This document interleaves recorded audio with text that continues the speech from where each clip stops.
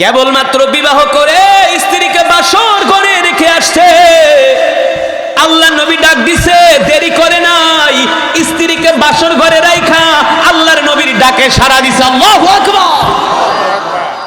আব্দুল্লাহ বিন রাওহার স্ত্রী ঘরের দরজা খুইলা দিলেন। স্ত্রী বলতেছেন, প্রিয়তম স্বামী ঘরে আসেন, আপনার জন্য আমি বাসর ঘরে অপেক্ষা করতেছি। আল্লাহু আকবার। আপনার জন্য আমি বাসর ঘরে অপেক্ষা করতেছি।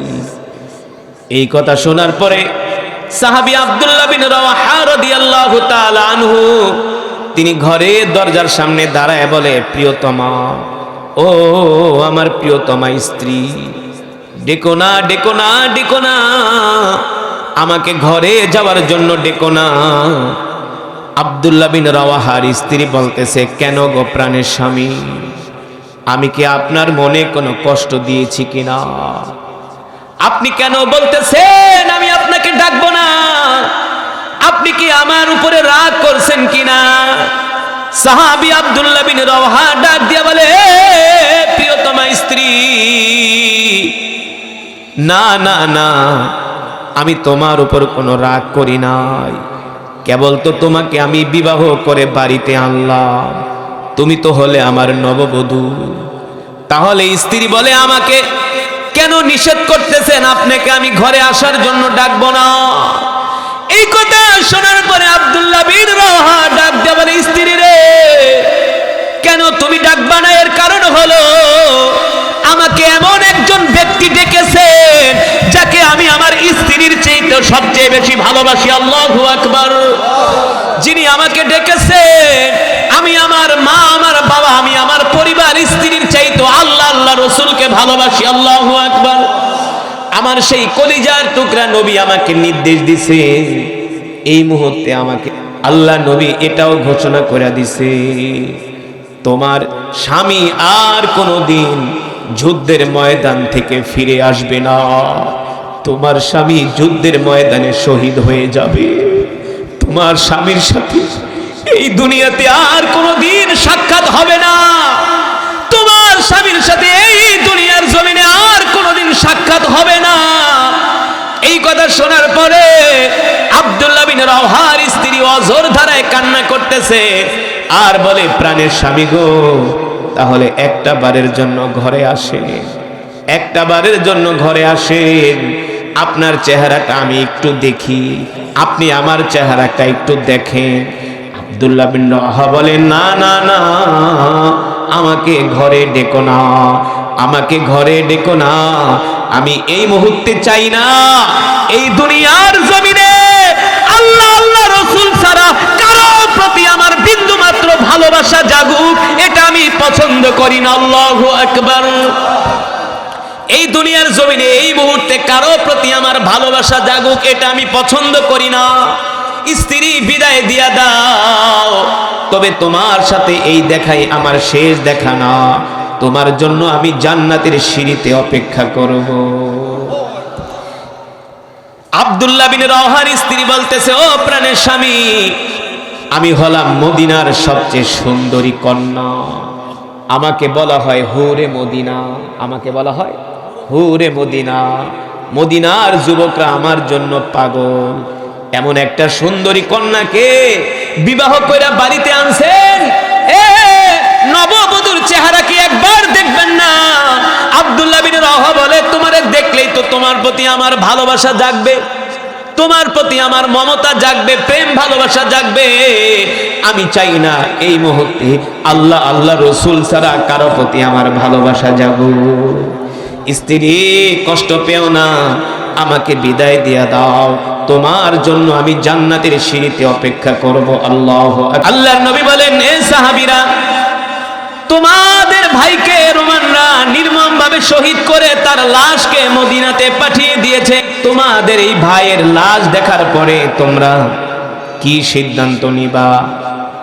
এখানে শুধু তোমার ভাইকেই হত্যা করা হয় নাই, তোমাদের রবকে, আমাদের রব আল্লাহ তাআলাকে, আমাকে অপমান করা হয়েছে। ঠিক কিনা বলেন? এই কথা শোনার পরে হযরত সাহাবায়ে কেরাম গর্জে উঠলেন আর বললেন, ওগো আল্লাহর নবী, রোমানরা পৃথিবীর সুপার পাওয়ার হতে পারে, আমাদের চাইতে তাদের সৈন্য বেশি থাকতে পারে, অস্ত্র বেশি থাকতে পারে, অর্থের দিক থেকে রোমানরা এগিয়ে থাকতে পারে। আমাদের কাছে অর্থ নাই, অস্ত্র নাই, সৈন্য নাই, কিন্তু আমাদের কাছে আল্লাহ, আল্লাহ রসুলের ভালোবাসা আছে, আমাদের কাছে ঈমানের পাওয়ার আছে। ঠিক কিনা বলেন? কিসের পাওয়ার? আরো জোরে বলেন, কিসের পাওয়ার? আমাদের কাছে ঈমানের পাওয়ার আছে, ঈমানি শক্তি আছে। আপনি শুধু নির্দেশ দেন, আমরা 3000 সৈন্য, 3000 সাহাবী রোমানদের বিরুদ্ধে আমরা লড়াই করতে প্রস্তুত আছি। রোমানদের বিরুদ্ধে আমরা যুদ্ধ করতে প্রস্তুত আছি, শুধু আমাদেরকে আপনি অর্ডার দেন। আল্লাহু আকবার। এই কথা শোনার পরে আল্লাহর নবী খুশি হয়ে গেলেন, 3000 সাহাবীকে ডাকলেন। 3000 সাহাবীকে সমবেত করে আল্লাহর নবী ডাক দিলেন, আইনা যায়েদ ইবনে হারেসা, এ যায়েদ ইবনে হারেসা কোথায়?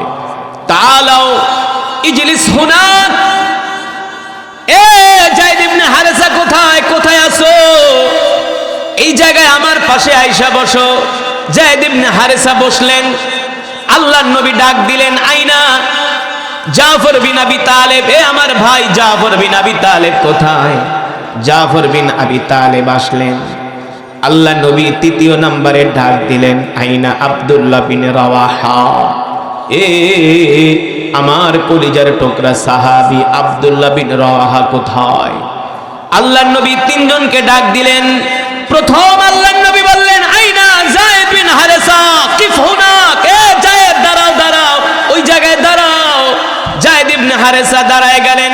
আল্লাহ নবী বললেন, এ যায়েদ, আমি যে রোমানদের বিরুদ্ধে 3000 সৈন্যকে প্রস্তুত করছি যুদ্ধ করার জন্য, 1 নম্বরে তুমি সেনাপতির দায়িত্ব পালন করবা। আর আস্তে কোন সুবহানাল্লাহ। আল্লাহর নবীর সাহাবী যায়েদ বিন হারেসা দাঁড়ায় গেলেন। এই যুবক বন্ধু ভালো করে খেয়াল করো, সাহাবায়ে কেরামদের ঈমানের পাওয়ার কেমন ছিল, আল্লাহ আল্লাহ রসুলের প্রতি তাদের ভালোবাসা কেমন ছিল, দ্বীনের প্রতি তাদের দরদ কেমন ছিল। যায়েদ বিন হারেসা দাঁড়ায় গেছে। আল্লাহ নবী ডাক দিয়া বলে, যায়েদ, 1 নম্বরে তুমি যুদ্ধের সেনাপতি, 1 নম্বরে তুমি সেনাপতির দায়িত্ব পালন করবা। তোমার হাতে থাকবে 1 নম্বরে কালেমার পতাকা, তোমার হাতে থাকবে কালেমার ঝান্ডা। যুদ্ধের ময়দানে তুমি প্রথম নেতৃত্ব দিবা। এই কথা শোনার পরে যায়েদ বিন হারেসা মুস্কি মুস্কি হাসতেছে। আল্লাহু আকবার। 2 নম্বরে বললেন, আইনা জাফর বিন আবি তালেব, এ আমার ভাই জাফর বিন আবি তালেব কোথায়? জাফর বিন আবি তালেব দাঁড়ায় গেলেন। আল্লাহ নবী ডাক দিয়া বললেন, জাফর, 2 নম্বরে তুমি যুদ্ধের ময়দানে সেনাপতির দায়িত্ব পালন করবা। আল্লাহু আকবার। জাফর বিন আবি তালেব বীর দর্পে তরবারি নিয়ে দাঁড়ায় গেলেন আর বললেন, লাব্বাইক ওয়া সাদাইক ইয়া রাসূলুল্লাহ। ওগো নবী, আপনি শুধু আমাকে অর্ডার দেন, আমি আল্লাহ, আল্লাহ রসুলের জন্য আমি আমার জীবনটা আল্লাহর রাস্তায় কোরবানি করতে রাজি আছি। 3 নম্বরে আল্লাহ নবী ডাকলেন, আইনা আব্দুল্লাহ বিন রাওয়াহা, এ আমার ভাই, এ আমার সাহাবী আব্দুল্লাহ বিন রাওয়াহা কোথায়? আব্দুল্লাহ বিন রাওয়াহা দাঁড়ায় গেলেন। 3 জন সাহাবী এক সিরিয়ালে দাঁড়ানো। একজন সাহাবী আর একজন সাহাবীকে বলে, বন্ধু, এতদিন পর্যন্ত আমরা যতগুলা যুদ্ধ করছি, প্রত্যেকটা যুদ্ধে সেনাপতি ছিল একজন। কয়জন? জোরে বলেন। প্রত্যেকটা যুদ্ধে সেনাপতি ছিল একজন, কিন্তু আল্লাহর নবী আজকে যুদ্ধের ময়দানে 3 জন সেনাপতির নাম ঘোষণা করছি। তার মানে কি, 3 জন সেনাপতির নাম যেহেতু ঘোষণা করছে, এই 3 জনের একজনও আমরা আর যুদ্ধের ময়দান থেকে ফিরে আসব না। আমরা 3 জনেই আল্লাহর রাস্তায় শহীদ হয়ে যাব। আল্লাহর নবী বলে দিছে, তোমরা 3 জন শহীদ হয়ে গেলে এ সাহাবীরা, তোমাদের মধ্য থেকে একজন সেনাপতি তোমরা নির্বাচিত করে নিবা। আল্লাহু আকবার। তার মানে এই তিনজন যুদ্ধের ময়দানে শহীদ হয়ে যাবে, তারা আর কোনোদিন ফিরে আসবে তারা জানতেন আর কোনোদিন ফিরে আসবে না।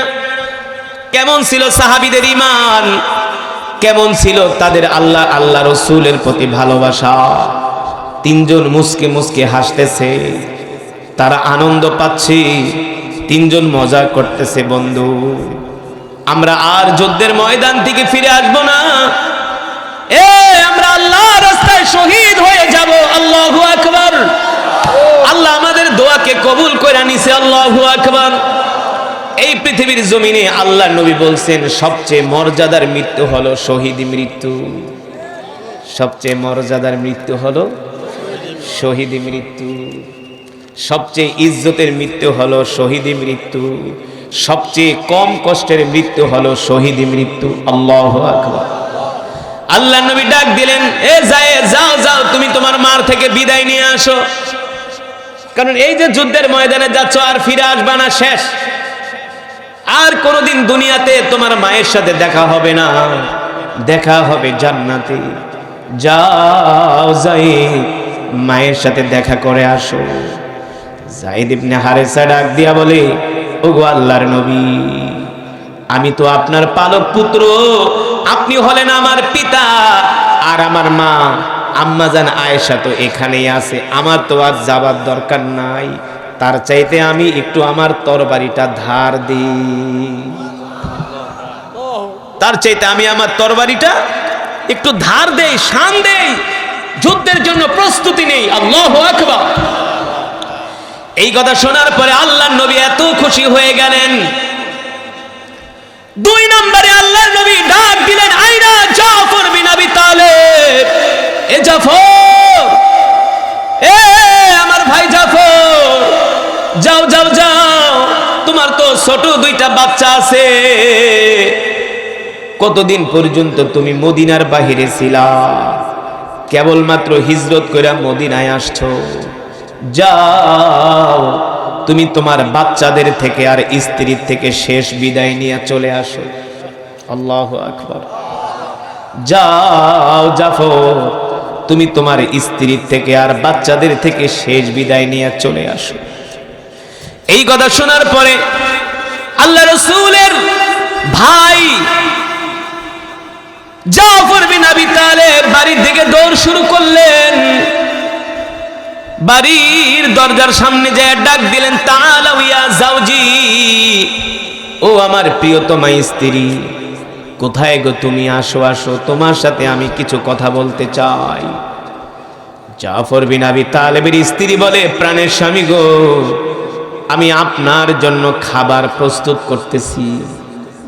কি করতেছি? আমি আপনার জন্য খাবার প্রস্তুত করতেছি। জাফর বিন আবি তালিব বলে, প্রিয়তমা, খাবার প্রস্তুত করার দরকার নাই, খাবার খাওয়ার সময়ও আমার হাতে নাই। জাফর বিন আবি তালেবের স্ত্রী ডাক দিয়া বলে, প্রাণের স্বামী গো, কেন কেন আপনি কি আমার উপরে রাগ করছেন? কতদিন পরে আপনি বাড়িতে আসছেন, মদিনার বাহিরে ছিলেন, আমি অনেক শখ করে আপনার জন্য রান্না করতেছি, আমি আমার হাত দিয়ে আপনাকে খাবার খাইয়ে দিব। জাফর বিন আবি তালেব ডাক দিয়া বলে, প্রিয়তমা, খাবার খাওয়ার সময় আমার হাতে নাই।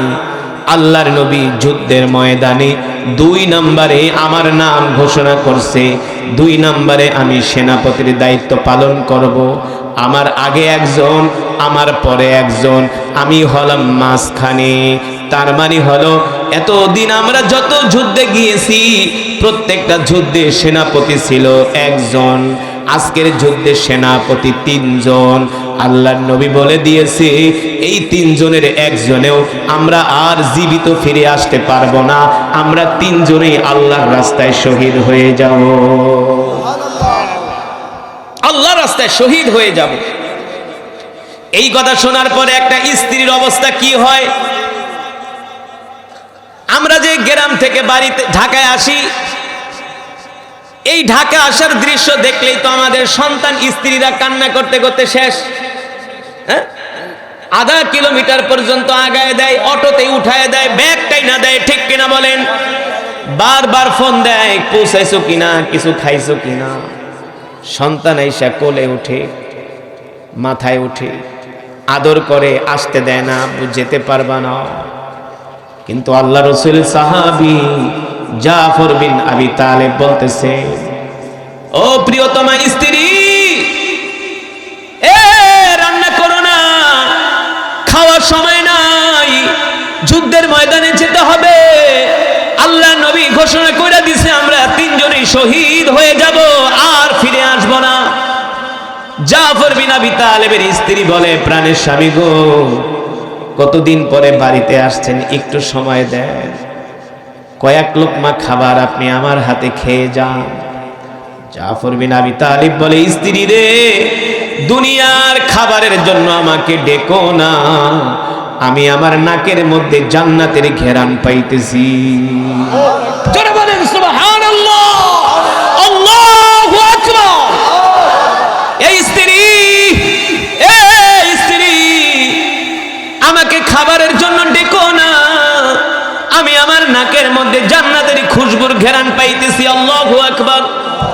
এই কথা বলে জাফর বিন আবি তালেব বলে, স্ত্রী কান্না করো না, মন খারাপ করো না, তোমার সাথে এই দেখাই আমার শেষ দেখা না, আমি তোমার জন্য আল্লাহর জান্নাতের সিঁড়িতে অপেক্ষা করব,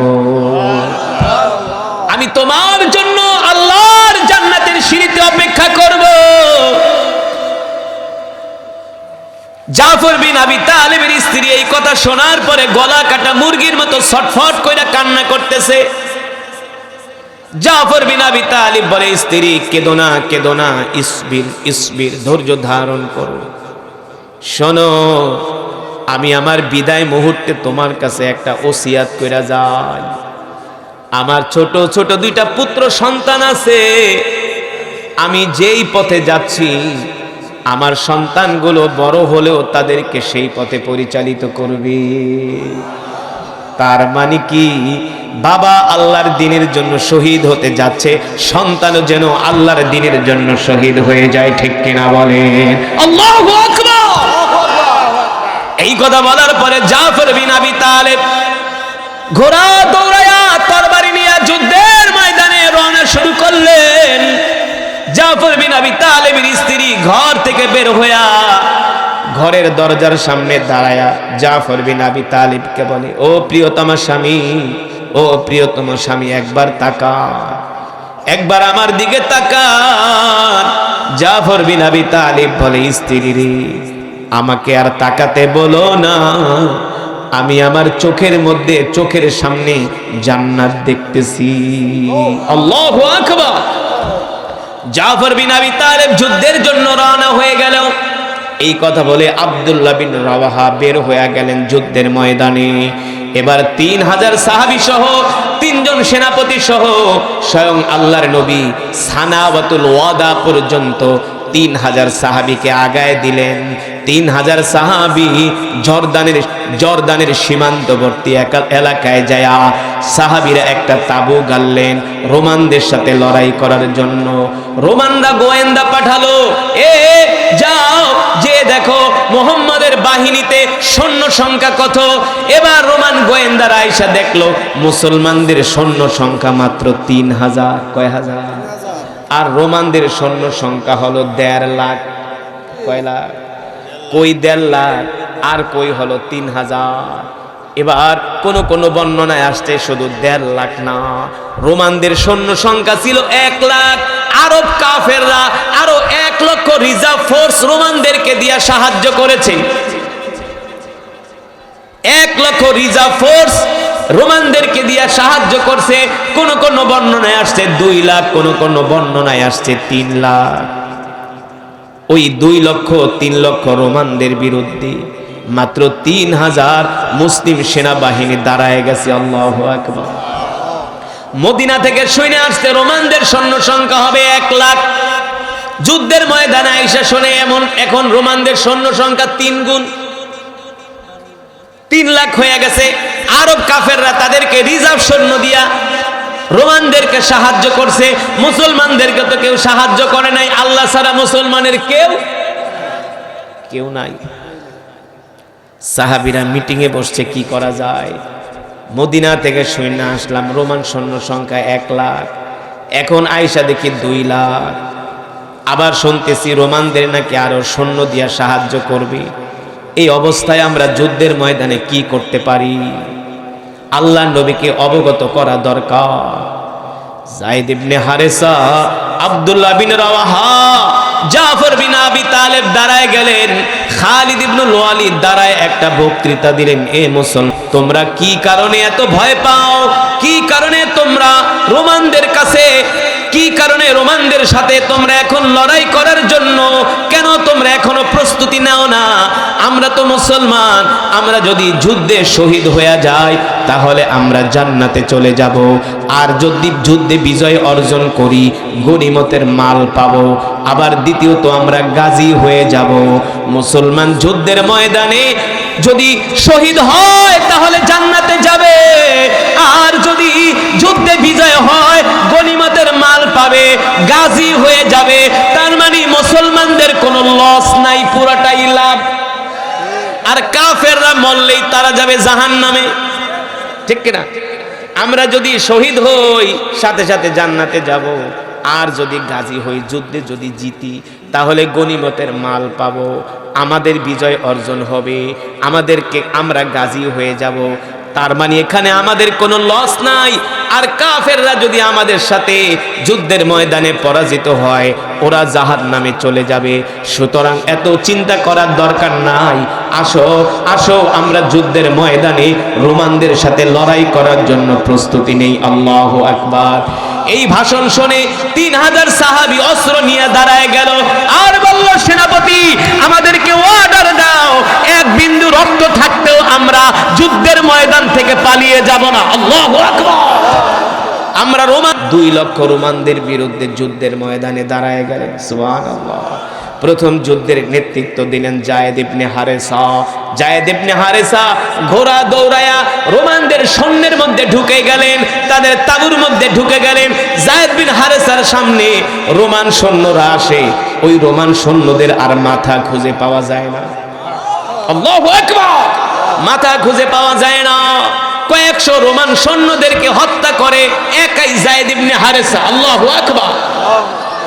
এইদিকে এই অবস্থা দেখে হাজার হাজার রোমান সৈন্য যায়েদ ইবনে হারেসাকে চতুর্দিক থেকে ঘিরে ধরে, তাকে তীর মারে, বর্ষা মারে, তরবারি দিয়ে আঘাত করে।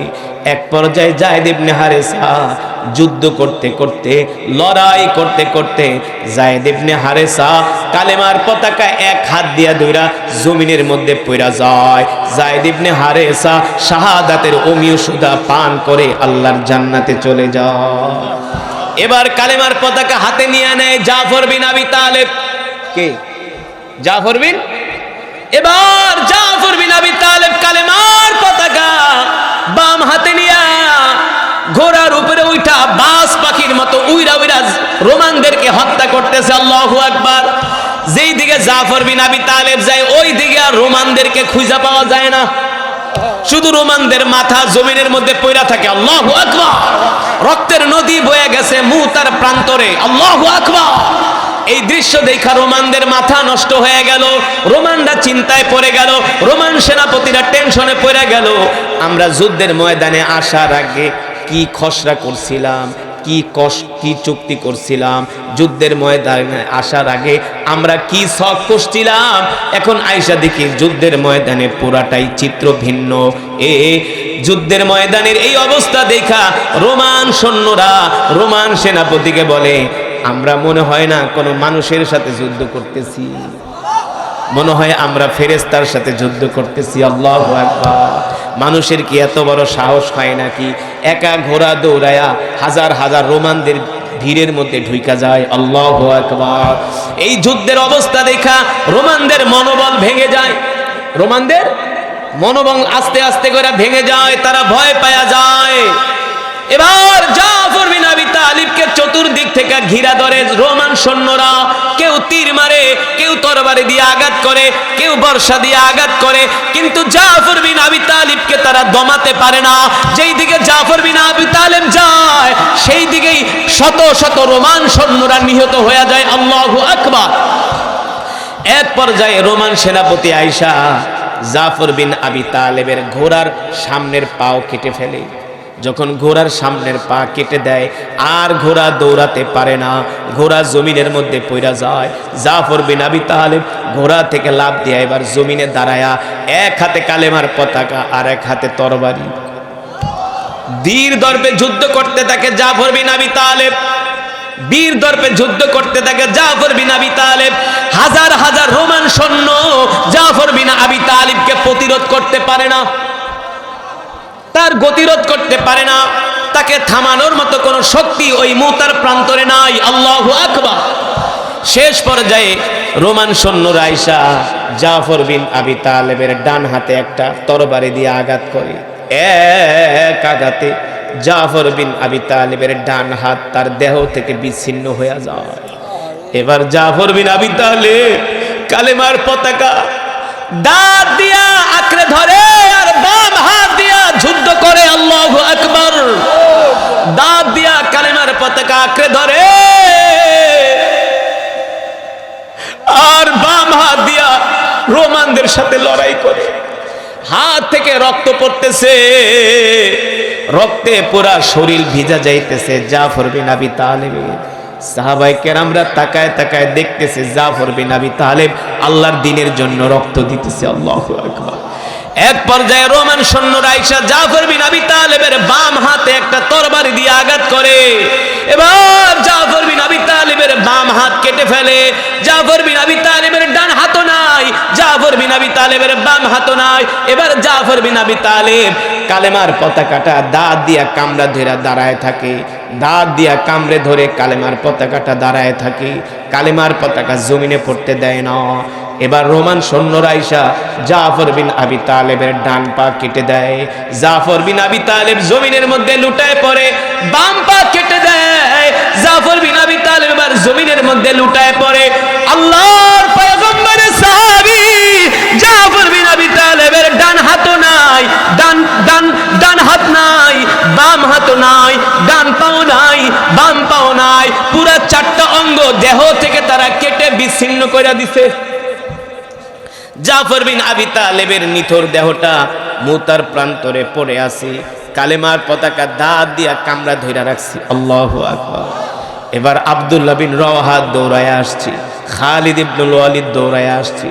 আয়েশা বলে, এ খালিদ ইবনুল ওয়ালিদ, একটু পরে তো আব্দুল্লাহ বিন রওয়াহা শহীদ হয়ে যাবে, কিন্তু আল্লাহর নবীকে তুমি বইলা দিও মুতার প্রান্তরে কাফেরেরা রোমানরা জাফর বিন আবি তালেবের ডান হাত কাটছে, ডান পা কাটছে, ডান হাত কাটছে, বাম হাত কাটছে, ডান পা কাটছে, বাম পা কাটছে।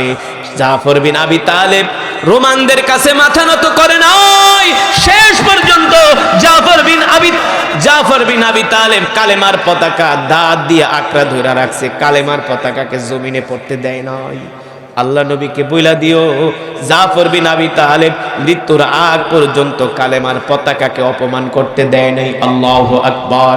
এই কথা শোনার পরে যুদ্ধের ময়দানে সমস্ত সাহাবীরা ঝরঝর করে সকলের চোখের পানি পড়তেছে, কান্নার রোল পড়ে গেছে। আহ জাফর, আজকে তুমি যুদ্ধের ময়দানে যে নজরানা পেশ করলা, এই নজরানা পৃথিবীর ইতিহাসে ভাস্বর হয়ে থাকবে, ঠিক কিনা বলে? এবার জাফর বিন আবি তালেব যখন শহীদ হয়ে যায়, জিবরাইল আমিন আল্লাহর নবীর কাছে যায় বলে, গো আল্লাহর নবী, একটু আগে আপনার ভাই জাফর বিন আবি তালেব মুতার প্রান্তরে শহীদ হয়ে গেছে। আল্লাহু আকবার।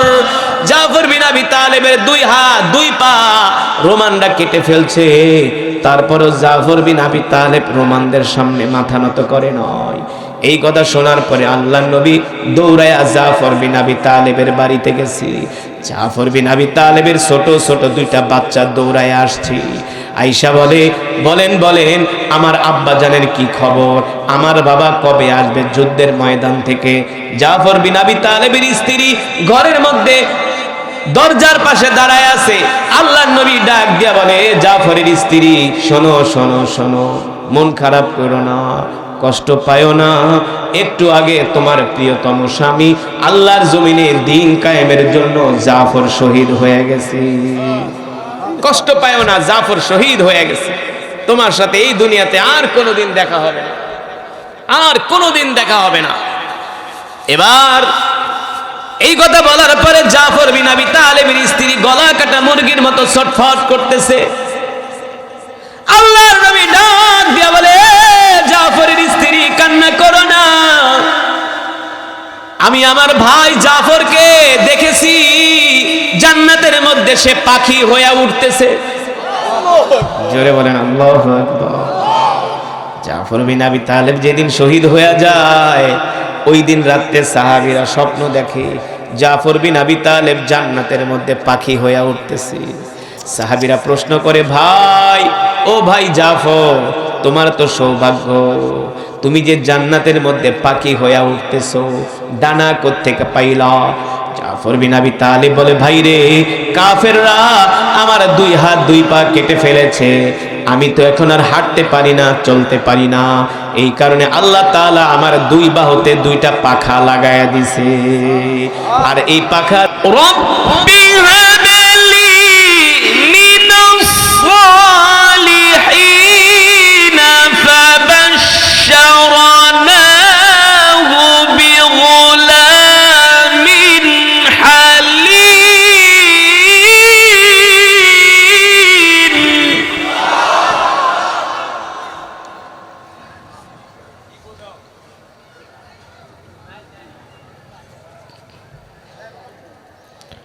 رب هب لي من الصالحين।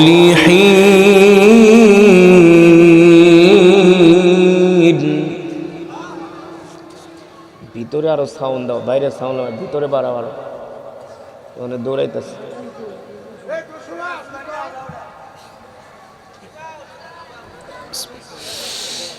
رب هب لي من الصالحين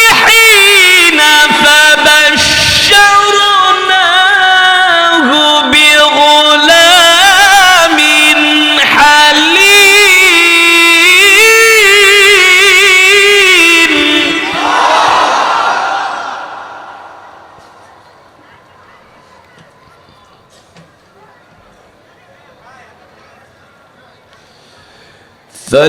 فلما بلغ معه السعي قال يا بني فلما بلغ معه السعي قال يا بني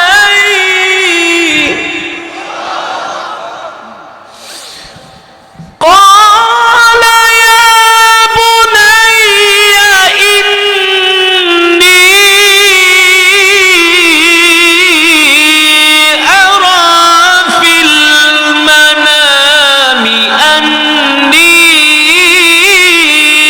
أذبحك فانظر ماذا ترى.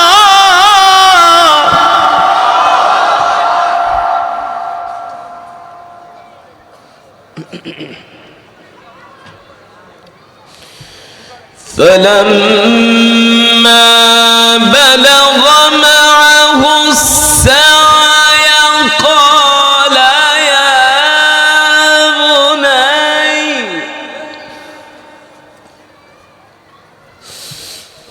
قال يا بني إني أرى في المنام أني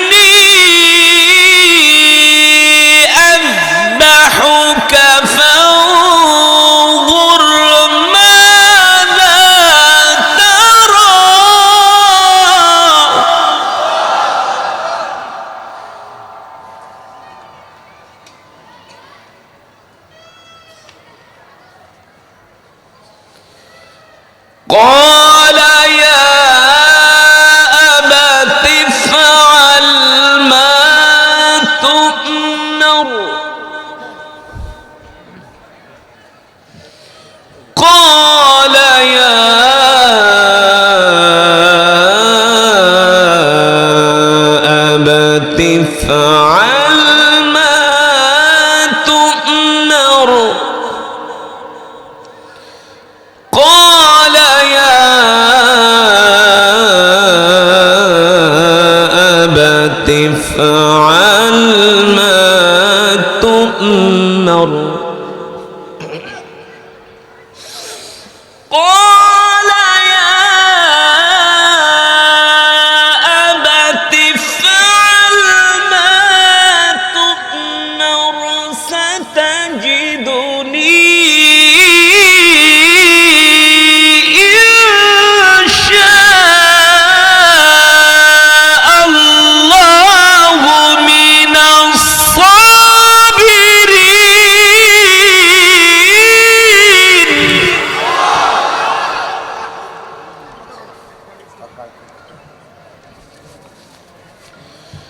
قال يا أبت افعل ما تؤمر ستجدني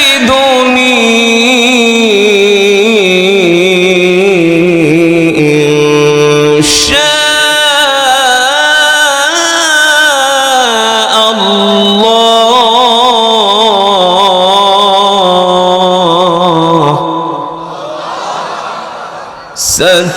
ستجدني إن شاء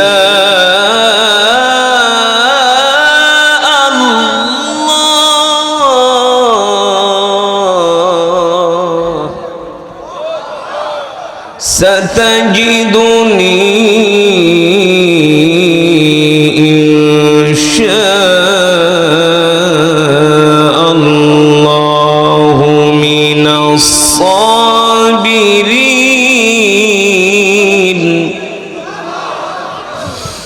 قال يا أبت افعل ما تؤمر ستجدني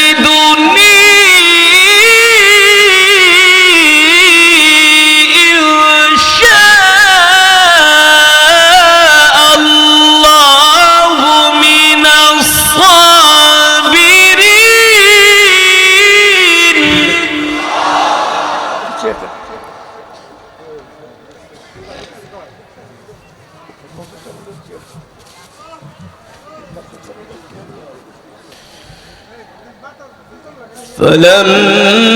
فلما بلغ معه السعي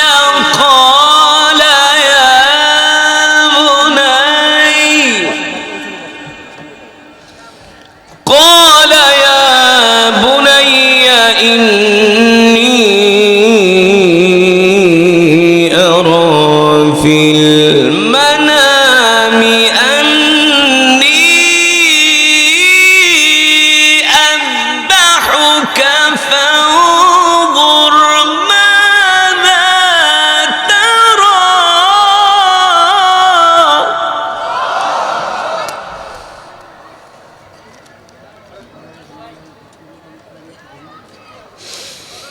قال يا أبت افعل ما تؤمر ستجدني إن شاء الله من الصابرين.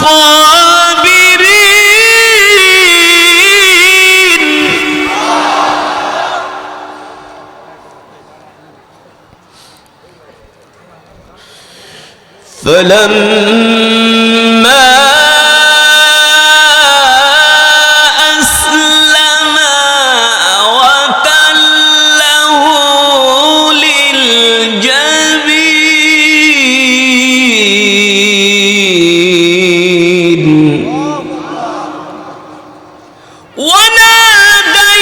وناديناه أن يا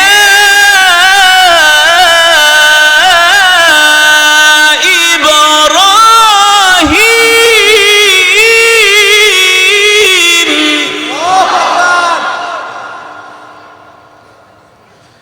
وناديناه أن يا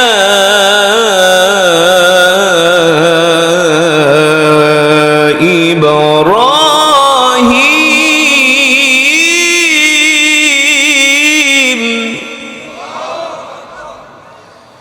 قد صدقت الرؤيا قد صدقت الرؤيا إنا كذلك نجزي المحسنين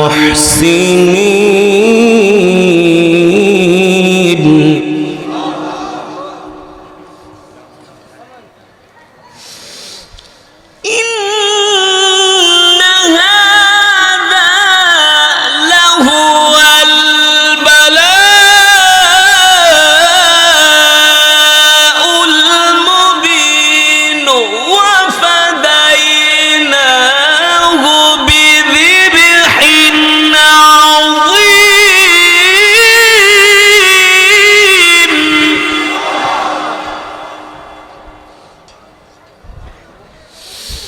إن هذا لهو البلاء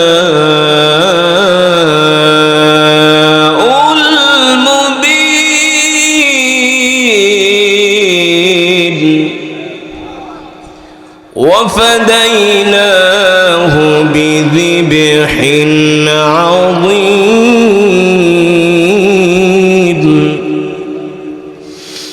الله أكبر ولله الحمد بسم الله الرحمن الرحيم قل هو الله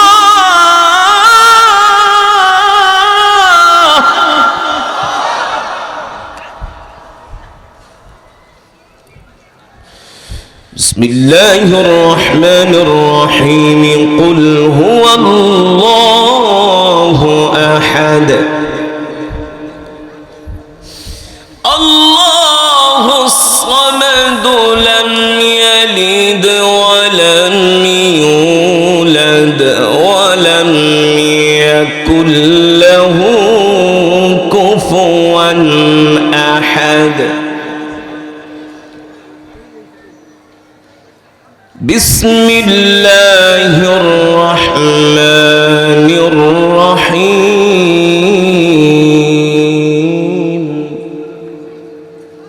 بسم الله الرحمن الرحيم قل هو الله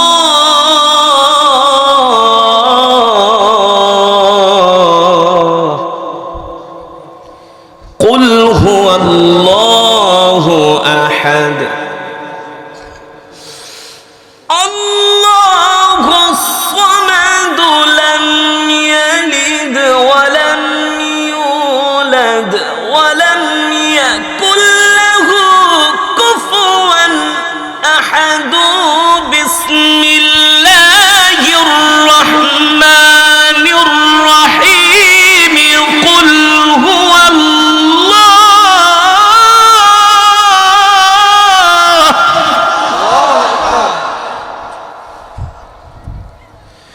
بسم الله الرحمن الرحيم قل هو الله أحد الله الصمد لم يلد ولم يولد ولم يكن له كفوا أحد لم يلد ولم يولد ولم يكن له كفوا أحد لم يلد ولم يولد ولم يكن